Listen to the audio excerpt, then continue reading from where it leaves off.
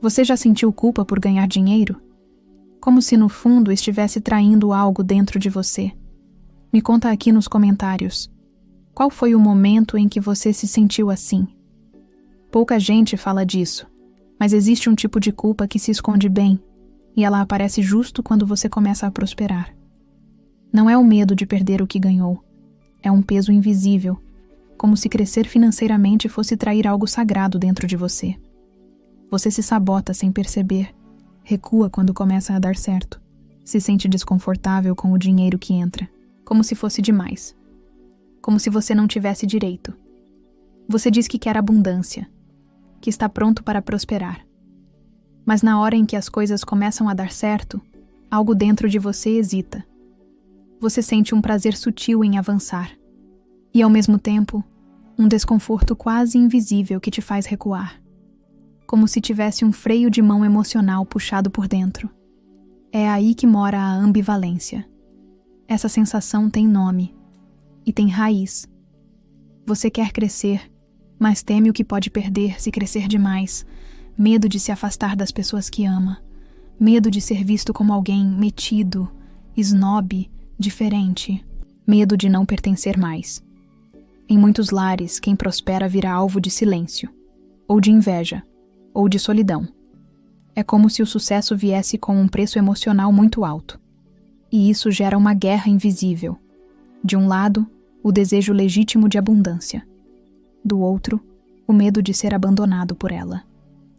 A pesquisadora Thaís de Oliveira Nicoletti, da USP, investigou exatamente isso em seu trabalho sobre os sofrimentos psíquicos na ascensão social.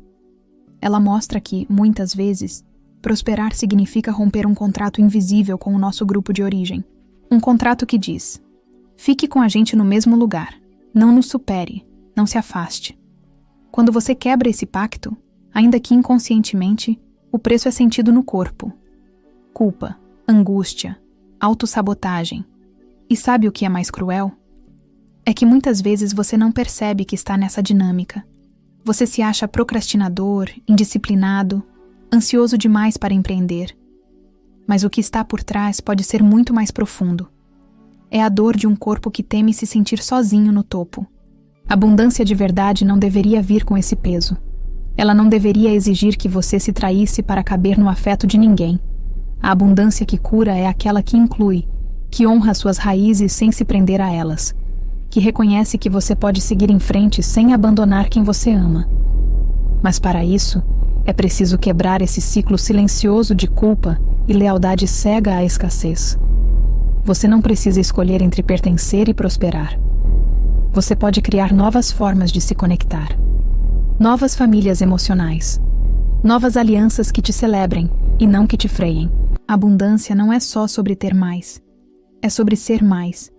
E se permitir viver tudo o que é seu, sem medo de ser feliz demais. Você já reparou como, às vezes, é justamente quando tudo começa a fluir que você faz algo para estragar? Um gasto impulsivo, uma escolha arriscada, um silêncio no momento em que deveria ter se posicionado. É como se uma parte sua, muito antiga e muito oculta, não suportasse ver você indo longe demais. Isso não é falta de disciplina. É punição inconsciente. Freud chamou essa parte de superego, é como um juiz interno, moldado por vozes do passado. Pais, religiões, professores, sociedade. Ele carrega as normas que você aprendeu sem perceber. E quando você quebra essas normas, mesmo que silenciosamente, ele entra em ação. O superego não gosta de mudanças que ameaçam o sistema de crenças que ele protege. E se você aprendeu que prosperar é sinal de arrogância, de ego inflado, de desvio espiritual, ele vai dar um jeito de corrigir você. A Universidade de Chicago, em seu curso de psicologia financeira, estuda como esses mecanismos inconscientes nos fazem repetir padrões de escassez. Mesmo pessoas inteligentes e bem-intencionadas tomam decisões que sabotam suas finanças. Porque, no fundo, existe uma fidelidade invisível a uma ideia. Eu não posso ter demais. Como se fosse injusto, errado ou perigoso sair da média. E quando o dinheiro vem junto esse desconforto. Essa sensação de que algo está desequilibrado. E o superego encontra formas criativas de colocar tudo no lugar, perdendo, gastando mal, recusando oportunidades, procrastinando até que aquilo que parecia sucesso volte a ser apenas sobrevivência. Mas aqui está o ponto-chave. Esse juiz interno não é maligno. Ele está tentando proteger você de um sistema que, um dia, fez sentido. Talvez na infância, talvez em momentos de dor. Só que hoje ele está preso a um roteiro que não te serve mais. Você pode reescrever esse roteiro, pode atualizar seu sistema de crenças, pode aprender, como mostra a psicologia financeira, que dinheiro não é transgressão, é permissão, é potência. E quando você começa a se autorizar a prosperar, sem punição, sem culpa, o dinheiro deixa de ser uma ameaça ao seu equilíbrio. Ele vira a expressão da sua maturidade emocional, porque a verdadeira riqueza começa quando você desliga o modo punição e escolhe, com consciência e coragem, viver em abundância. Essa culpa não nasce no presente. Ela vem de longe, de frases que você ouviu na infância. Dinheiro não dá em árvore. Quem enriquece, muda. Melhor ser pobre, mas honesto. De olhares que julgam o sucesso como sinal de egoísmo. De histórias familiares onde prosperar significava se afastar, romper, até perder quem você ama. Anthony Giddens, um dos sociólogos mais respeitados do mundo, explica que a modernidade nos obrigou a construir identidades frágeis, sempre em conflito com os padrões que internalizamos. Quando você começa a ganhar dinheiro, mas no fundo acredita que isso te torna menos espiritual, menos humilde ou menos fiel às suas raízes, sua mente reage. Ela sabota. Você gasta sem controle, recusa oportunidades, aceita menos do que merece. É como se o seu corpo dissesse não, mesmo quando a sua boca diz sim. Como se o seu inconsciente tentasse manter você dentro do que é familiar. Porque ser bem-sucedido, para muitos de nós, é sair do lugar onde fomos aceitos. E isso assusta. Mas e se a culpa não fosse sua? E se ela fosse o sintoma de um sistema que ainda ensina que o dinheiro corrompe, quando na verdade ele revela? Rodolfo Gutila escreve que a riqueza não é um destino, é uma consciência. E consciência exige presença, exige coragem de questionar o que foi ensinado, de romper pactos silenciosos com a escassez. Esse vídeo não é só sobre dinheiro. É sobre se libertar da ideia de que prosperar é errado. É sobre reconstruir sua autoimagem, enxergando o sucesso como expressão da sua essência, não como traição dela. Quando você entende isso, o dinheiro deixa de ser um problema. Ele vira fluxo, vira expressão do seu valor, e não da sua culpa. Você não nasceu para carregar a escassez dos outros. Seu crescimento não precisa do sofrimento alheio. Sua prosperidade pode ser sagrada. E começa quando você se permite receber, sem medo, sem culpa, sem desculpas. Tem coisas que você nunca ouviu em voz alta, mas que seu corpo escutou a vida inteira, como a ideia de que ter dinheiro é perigoso, de que gente rica é infeliz, corrupta, solitária, ou de que prosperar demais pode fazer você virar alguém que não é mais da família. Essas crenças não são suas, são heranças invisíveis que passam de geração em geração como se fossem verdades absolutas. Na maioria das casas, não se fala de dinheiro com amor. Fala-se com medo, com tensão, com dor.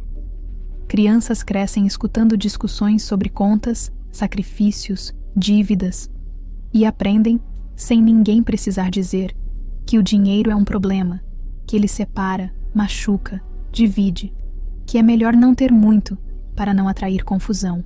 Essas crenças não morrem com o tempo. Elas se instalam no inconsciente, como mapas internos que guiam suas escolhas. Você pode estudar, empreender, crescer e ainda assim sentir que tem um teto invisível, porque algo lá dentro diz que se você for longe demais, vai estar traindo sua origem. Laisla Dayani, no e-book Sem Pai, Sem Dinheiro, mostra como a ausência do pai, ou a figura paterna desestruturada, impacta diretamente nossa relação com a prosperidade. O pai simbólico representa direção, autoridade, estrutura. Sem essa presença validando o seu direito de ter, de crescer, de ocupar espaço, você pode viver com a sensação de que precisa pedir permissão para prosperar. Ou pior, com a certeza inconsciente de que nunca será bom o bastante para isso. Só que essas heranças não são sentenças. Elas são convites à ressignificação. Quando você olha para essas crenças e as questiona, você começa a devolver o que não é seu. Começa a criar uma nova linhagem interna, onde o dinheiro pode ser cuidado, fluido, sagrado. Onde prosperar não significa abandonar sua família, mas sim honrá-la com uma história diferente. Você não veio ao mundo para repetir padrões de escassez. Você veio para curar e para mostrar que é possível prosperar com alma, com ética, com propósito. Isso não traz suas raízes. Isso as transforma. Você pode até dizer que quer prosperar, mas se dentro de você habita uma imagem de alguém que nunca dá certo, não é bom com dinheiro, ou não nasceu para isso, o seu corpo vai obedecer essa imagem, e não o seu desejo. Porque o que realmente conduz sua vida financeira não é o quanto você sabe, mas o quanto você acredita que merece. A autoimagem é como um espelho interno, só que distorcido. E essa distorção vem de histórias passadas. Um pai que dizia que você era irresponsável, uma mãe que sempre economizava por medo, uma escola onde você nunca foi o melhor, um ambiente onde ter ambição era visto como arrogância. Tudo isso vai se acumulando até formar uma identidade silenciosa. Eu não sou uma pessoa próspera. E o mais perverso é que você começa a confirmar essa identidade no dia a dia. Pega menos do que vale. Evita falar de dinheiro, sabota oportunidades, se contenta com pouco. E tudo isso sem perceber, como se fosse natural. Como se existisse um teto invisível acima de você, sempre te lembrando. Não exagere, não sonhe alto, não vá longe demais. O artigo sobre autoconceito da Wikipédia explica como essa percepção de si é moldada por interações sociais e como ela afeta diretamente nossas expectativas e comportamentos. E isso vale para tudo, especialmente para o dinheiro. Você não vai além da imagem que tem de si mesmo. Primeiro você se vê, depois você se permite. Mas e se esse espelho estivesse sujo? E se o que você acredita sobre si fosse apenas um reflexo condicionado por dores que já não são suas? Você pode limpar esse espelho, pode reconstruir sua imagem interna, e pode começar agora. A prosperidade não é um lugar distante. É uma frequência que começa dentro. Quando você se vê com novos olhos, olhos de merecimento, de potência, de escolha, o mundo responde. O dinheiro começa a chegar não como invasor, mas como reflexo da sua nova versão, da imagem de alguém que se escolheu e que finalmente se permitiu florescer. Talvez o que te impede de prosperar não seja a falta de estratégia, nem a crise, nem o azar. Talvez seja a culpa silenciosa que habita suas conquistas. Um sentimento sutil, mas insistente, de que não é justo ganhar mais. De que alguém vai sofrer se você for feliz. De que a sua abundância custa a dor de alguém. Mas e se não fosse assim? E se o dinheiro não precisasse mais vir carregado de medo, punição ou solidão? E se prosperar fosse, na verdade, um gesto de cura, não só para você, mas para todas as gerações que vieram antes? Quando você começa a enxergar os conflitos internos por trás da culpa financeira, as vozes do superego, os pactos familiares, a autoimagem distorcida, algo se abre. Você entende que não é preguiça, não é falha de caráter, é lealdade cega a um sistema de crenças que já não te serve, e essa clareza é libertadora. Como mostra o curso de Psicologia Financeira da Universidade de Chicago, entender como as decisões humanas são influenciadas por vieses emocionais pode mudar completamente sua vida, não só no banco, mas na alma, porque dinheiro é energia, é escolha, é espelho, e quando você transforma sua relação com ele, transforma tudo ao redor. Você não precisa mais carregar a escassez como se fosse identidade. Pode escolher a abundância como expressão da sua verdade. E essa escolha começa agora, no simples ato de se libertar da culpa e se autorizar a receber, com alegria, com leveza, com consciência, porque o seu sucesso não precisa machucar ninguém, ele pode inspirar, pode abrir caminhos, pode ser a prova viva de que é possível prosperar sem se perder de si. E quando você entende isso, o dinheiro finalmente deixa de ser inimigo e vira aliado da sua evolução. Se isso fez sentido para você, não guarda só para você. Manda para alguém que você ama e que precisa ouvir isso. E se quiser continuar essa jornada comigo, se inscreve agora, porque o próximo vídeo vai revelar os 4 sabotadores invisíveis da sua prosperidade.